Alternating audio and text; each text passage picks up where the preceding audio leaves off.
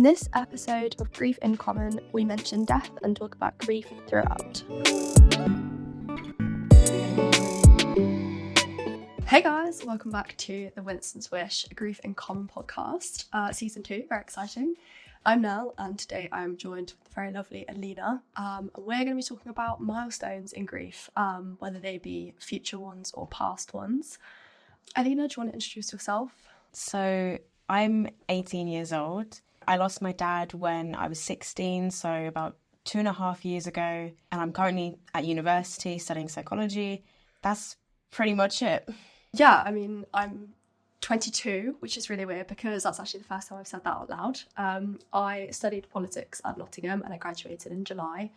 My dad died 10 months ago in July last year. It was a very sudden death and it happened around the time of my final uni exams. So an already very stressful period. Yeah, it was my birthday a couple of days ago on Monday. And yeah, so this was my first birthday without my dad, which is obviously a very strange celebration because birthdays are really exciting and literally nobody loves their birthday more than me. It's my favourite day of the year every year.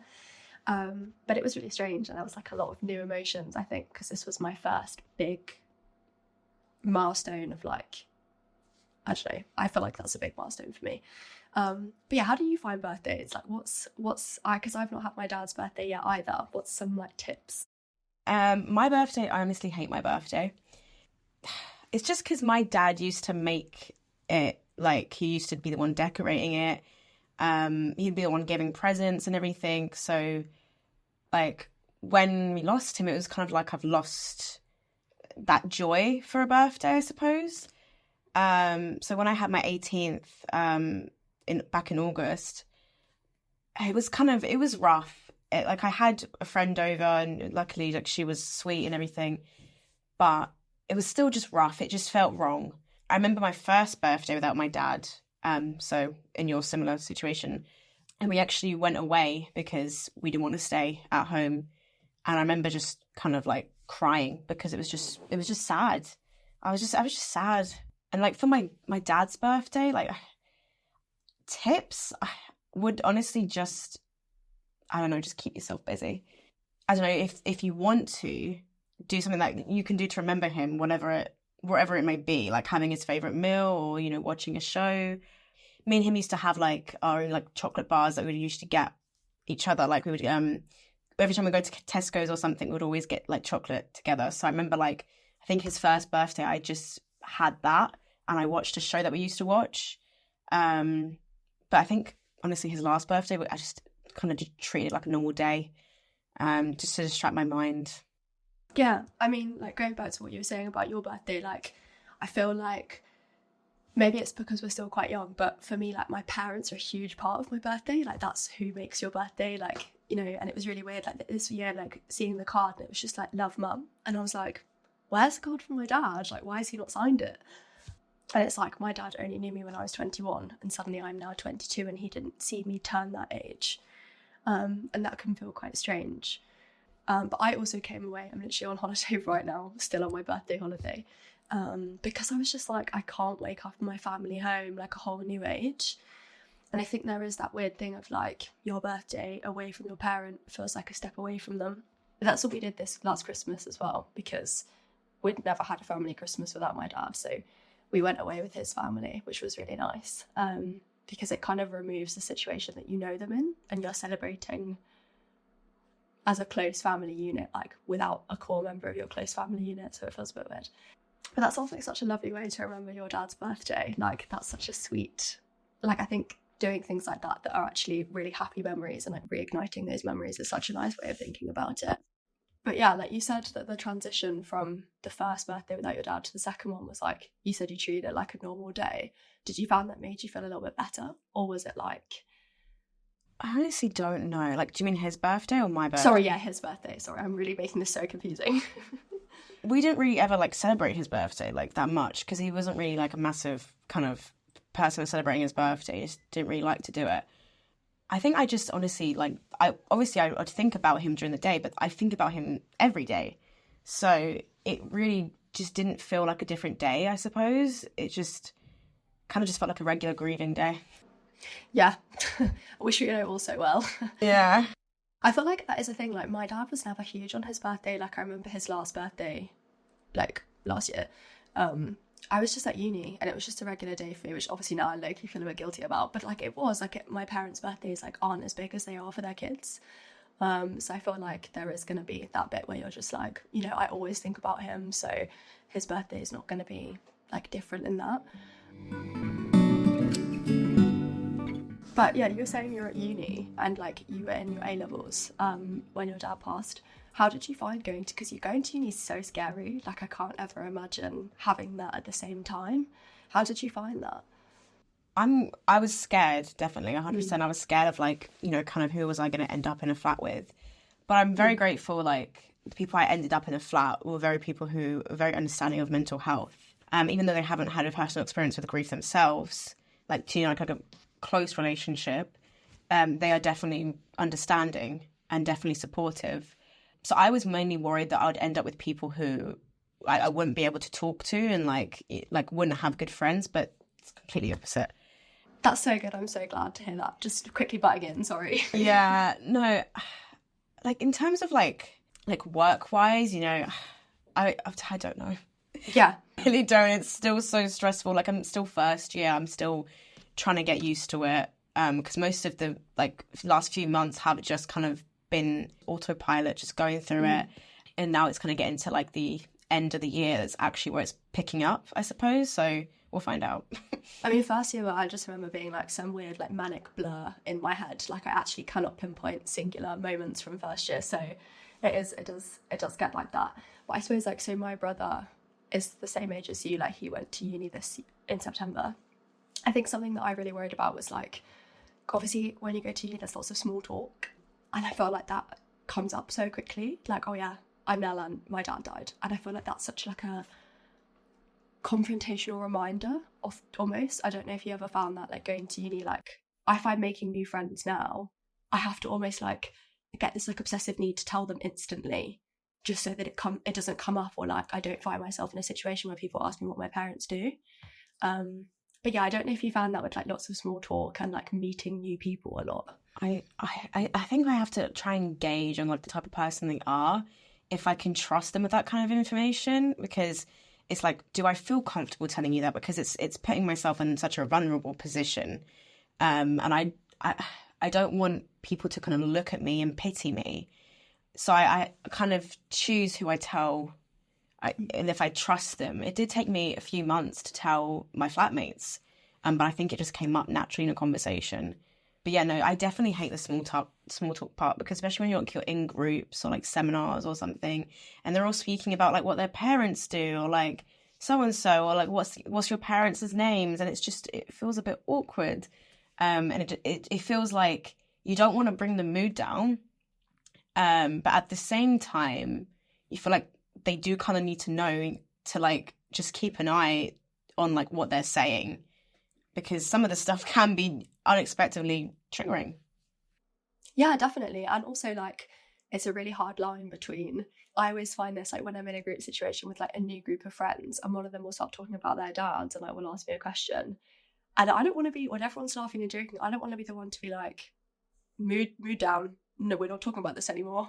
But, like, also when they're talking about things that are ultimately really upsetting me, or, like, reminding me of situations I don't have with my dad, then it's a bit like, I'm in this weird in-between period now, like, how do I say something without bringing the mood down? But then I also think that, like, this is gonna sound like a really stupid thing to say, but, like, telling someone, like, a vulnerable thing that happened to you, like, I feel like the last of your worries should be how it makes other people feel. Like, I remember saying that to someone once, and they were like, Nell, why are you worried about how telling someone that you've had this experience would make them feel? Like, it's ultimately on them.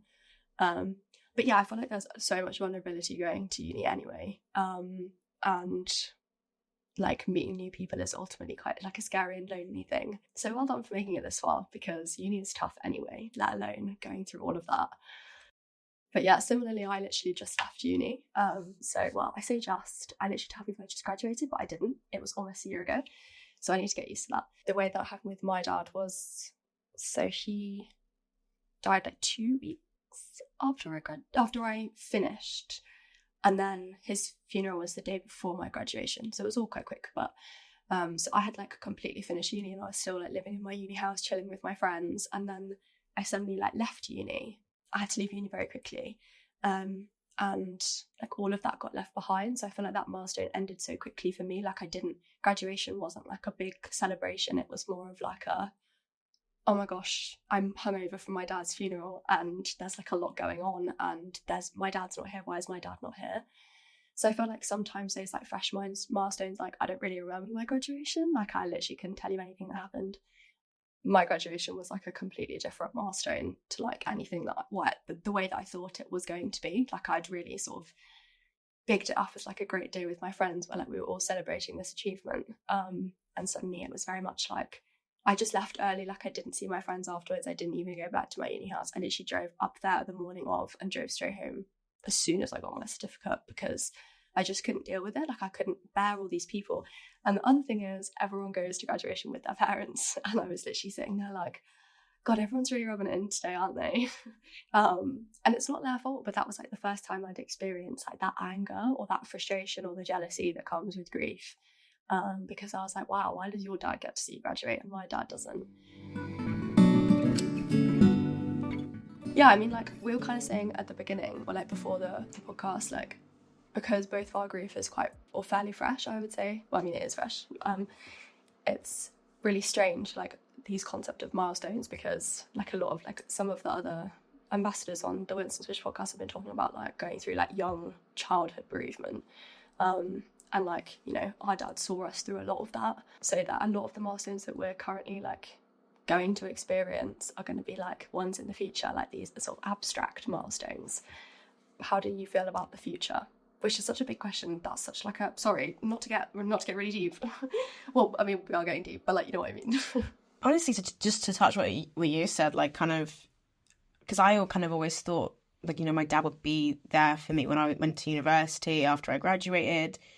Yeah, like kind of graduating without him, like, you know, for him to not see me graduate and also going to see where I end up, because, you know, I was 16. Like I was just literally starting kind of my prime years, I guess. So I guess it's weird like that.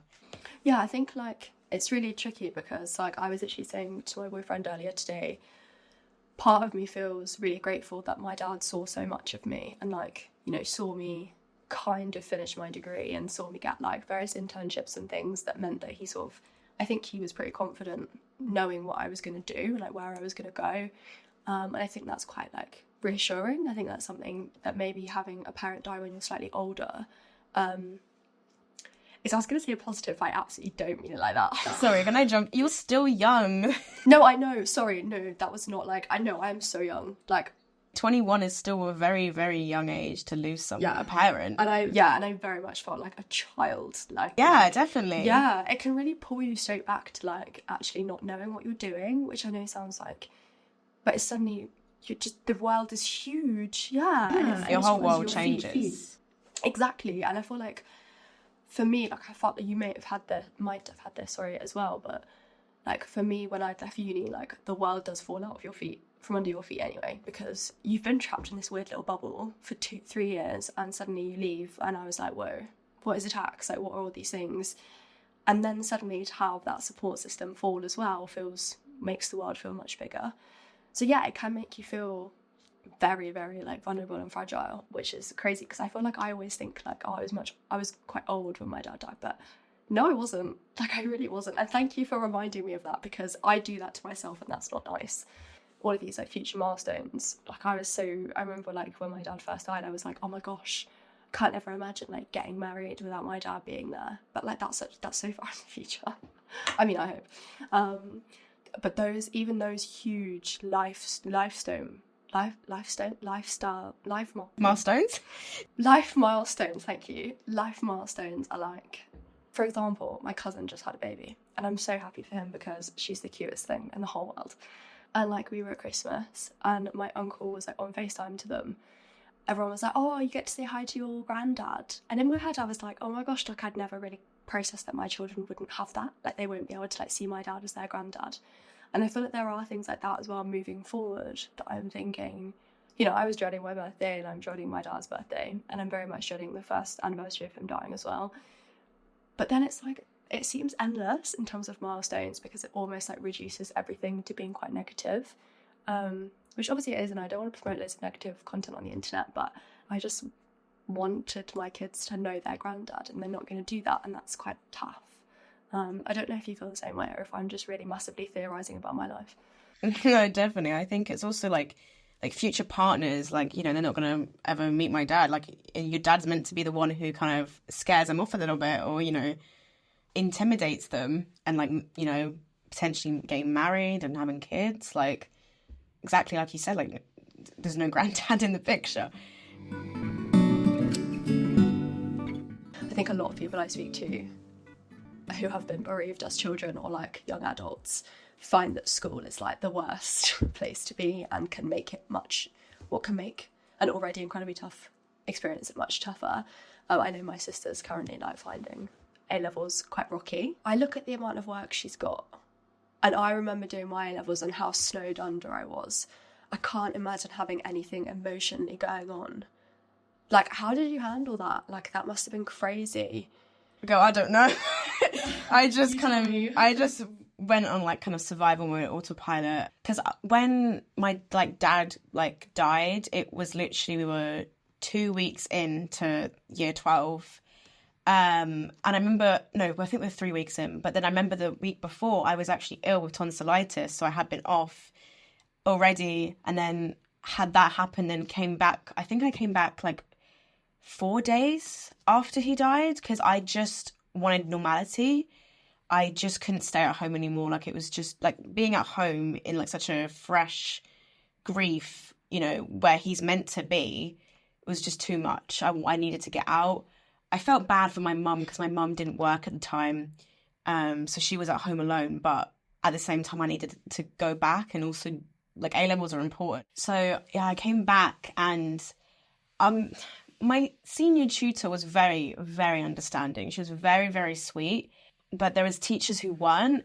It's weird to think about it, because there was times where they were understanding, but there was times where there was some stuff I was just thinking, like, is that not insensitive at all? I remember one of my teachers emailing my senior tutor asking if I could sit the class test that we had after I had come back. And I was just thinking, like, girl, like, can you not read the room? You are kidding. I love her to bits. She was a great teacher. In the end, she was very, very sweet. But there was just times where I think she couldn't really read it, because she clearly, you know, hadn't experienced grief at a young age. Like, of course, she's probably experienced grief, you know, adulthood. But young age is completely different. I had a form tutor who was actually the worst guy ever.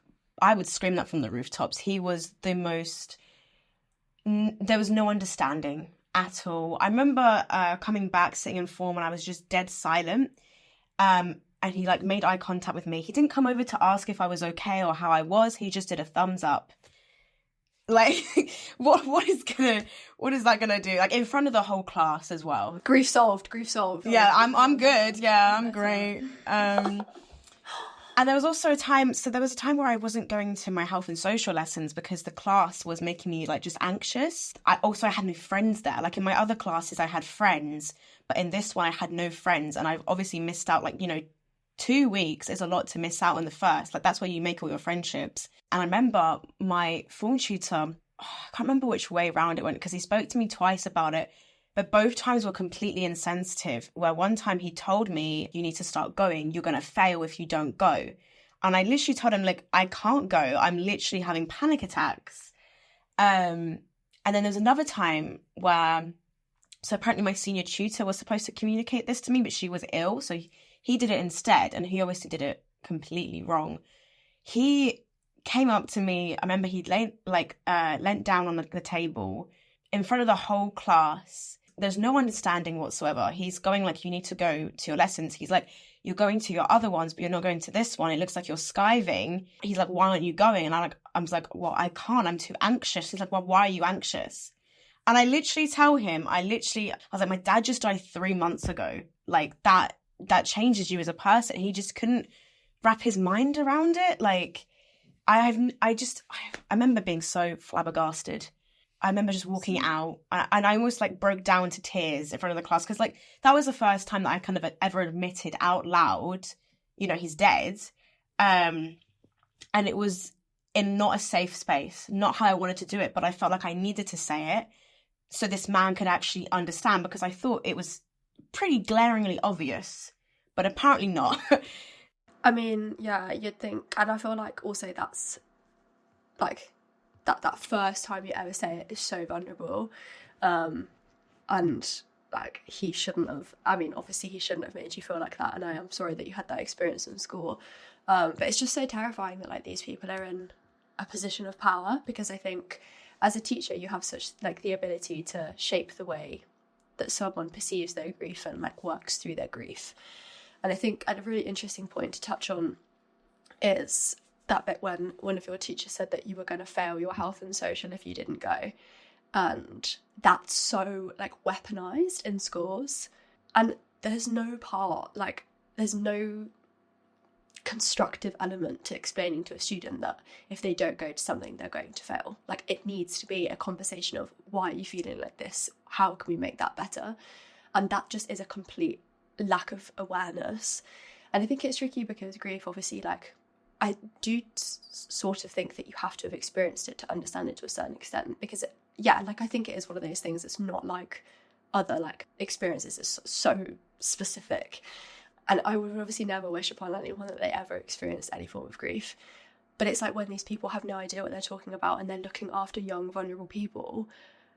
How is that an acceptable situation? How can someone make you feel like that when your life is already like, I want to say falling apart, I don't mean that in a really critical way, or that sounds really rude, but you know what I mean? Like, and I just like, sometimes when my sister comes home and tells me some of the things that teacher said to her, I'm like, how is this acceptable? How are these things being said to young people and forming the way that they think about work, school, like academia as well, and also the way that they think about their grief and their progress and their emotions, and something coming before a child's emotions. Like, nothing will ever come before the way you feel, and school is just awful for that. Sorry, that was such a rant about the education system. I think school is still, even though they claim to have mental health awareness, it's still mainly focused on grades. Like the way he told me, like, you're going to fail. I think I remember I told him, but surely my mental health matters more. It was just like the idea that your mental health has to be sacrificed for you to pass is ridiculous. Like, address it first and then see what you can do to help. And education's not a one size fits all. People have different experiences that they need, you know, different types of support. That's so true. I remember we had like every week you'd have like a newsletter. And I remember this one week they said you can't use mental health as an excuse to skip college. They literally said that. And I remember being so enraged about it, because it was like, these people are like young children. That is when, you know, your mental health difficulties are more likely to develop. And they're telling you you can't use it as an excuse. They're almost kind of inducing this toxic mindset that it's wrong to be mentally ill. You know, they're inducing it like, oh no, you have to go to work, you have to go to school, it doesn't matter how you feel. Honestly, I couldn't believe it. I think quite similarly, so when I left uni, I obviously started going into like the world of work, and was like trying to find jobs. And grief is very incompatible with things that require daily physical presence. Like, you wake up and you can't do something, or you can't be in like a particularly customer facing role because things get thrown at you all the time when you're talking to people that are really upsetting. And within work, like, there's no like real policy or like contingency plan for if I just like couldn't go to work that day. Like, it would just have to be like calling in sick, and then if you call in sick a certain number of times, they like investigate you. And I'm like, I'm not skiving, my dad's dead. Like, that's literally it. Like, there's just some times where you wake up and you just think, I can't be in a room full of people today, because that's just not how grief works. What I felt anyway was I would look around all these other people, these, and it's not their fault, obviously, but you still feel such kind of jealousy and kind of anger that you're the one experiencing this and they're not. Like, I remember like just hearing like people talk about like, the silly stuff like homework, or like, I don't know, like, you know, I've had a falling out with my friend over something stupid. Like, and I remember just being jealous that I didn't have that, because I was mainly worried at home, you know, how my mum is doing, you know, how are the bills going to get paid now? Like, and I just remember being so jealous. Imagine worrying about your homework and that being a stress, like. Yeah. And obviously that's never to undermine the stress that homework brings, but also, like, imagine just, like, those seemingly quite menial, and, like, I can imagine it's quite similar, like, with my sister. She'll often say, like, her friends will complain to her, like, oh, my dad's making me do this, or, like, my dad won't pick me up at this time. And my sister's always like, girl, like, I wish my dad could pick me up at 9 p.m. instead of 10 p.m. Yeah, like, I remember, like, friends having, like, complaining that they had, like, an argument with their dad or, like, whatever. And I remember just being like, you are lucky that you have that. And I just think it's, you know, people don't realise actually kind of how lucky they are. And even though, like, you know, you're young, you know, that's when you should be having your parents, they don't realise, like, not everyone has that experience. And it's something that I think I've, you know, with my grief has taught me is life is short. As cliche as it is, life is short, so just enjoy it, try and appreciate as much as you can. And obviously that's not to say, like, you know, you can't get upset about things, but I think it's always good to try and see the positives in things. And you kind of, like, seeing, like, you know, yeah, I had an argument with my mum, but at least she's not dead. You're so real for that. You're actually so real for that. At least she's still alive. You know, at least she's still kicking. No, that is so true. And often, like, I'll sometimes be like, I get this a lot where I'll be, like, really stressed at work, and I'll be like, oh, how am I going to get these deadlines in? Like, what if I don't do it the right way? What if my boss doesn't like this? And it's like, oh my gosh, no, that is just not the end of the world. Like the other day when it was my birthday, I was seeing some of my friends, and I remember texting my sister being like, I'm so stressed, I don't know what to wear. And I just thought, oh my God, like, that's so okay. But also, but two thoughts went through my brain. Number one was, like, how am I stressing about this? Like, I've had so many bigger stresses in the last year. But second, like, I felt really lucky to be stressing about something so small, which I know feels really strange, but sometimes I'll catch myself, like, but at the time you want to scream at people and be like, your life is so easy, when that's not true. But it feels like your life is really hard and everyone else is, like, going through, like, smooth sailing all the time, and you've been forced into this pit of hell and nobody else has, and you're just like, well, okay, well, what happened? Why did that happen to me? We used to go on a family holiday, like, every year, but it was literally, like, to Wales. Like, it was lovely. Like, that sounds like I'm undermining Wales. I love Wales. But this year it's like, do we go, or does that massively intensify that, like, missing member of the family? But yeah, like, what were your family like with, like, holidays? What was the vibe there? We haven't been on a holiday for, like, many, many years. I think the last one we went to was, like, Butlins. Slay. But yeah, I think I actually don't remember when we went on holiday. I think it was, I don't know. I don't remember. But when me and my mum went on holiday, it was, like, the first time literally, like, in years that we have actually gone abroad. And it was just me and her. And it just kind of, yeah, I felt the presence. No, the absence, sorry. I felt the absence. It hurt. It definitely stung. It was kind of like a dagger in the heart, really, because it was like, he should be here, realistically. You know, I was just thinking, like, it was only a year, and a year's not that long if you think about it. Like, that's 365 days. That's not long. He should be here. You know, he should have made it. I hated it. Yeah, I feel like there are some things, like, some milestones, because obviously, like, a lot of things are really exciting days. Like, when it was my birthday, like, people celebrate you on your birthday, and that's amazing. Like, I love being celebrated. Talk about me more. Or, like, when you're going on holiday, like, you're having a great time. It's just, like, time to be relaxed. And you suddenly get this, like, guilt. I think I find that. I don't know if you ever feel like that, but with my birthday, I woke up and, like, almost... And I even hate saying this, but, like, I didn't give my dad too much thought that day because I was so busy, and I was so happy because I was having a lovely birthday, and then I came on holiday and I'm having such a nice time. And then yesterday I was just like, oh my gosh, I feel so guilty for having such a lovely time, which is so not fair. Like, guys, if you're listening, never make yourself feel guilty for having fun with things. For having fun. But I don't know if you ever find that. I think I've definitely had it, like, for example, like, on results day, when I got my results, I was happy, but at the same time, there was like a hint.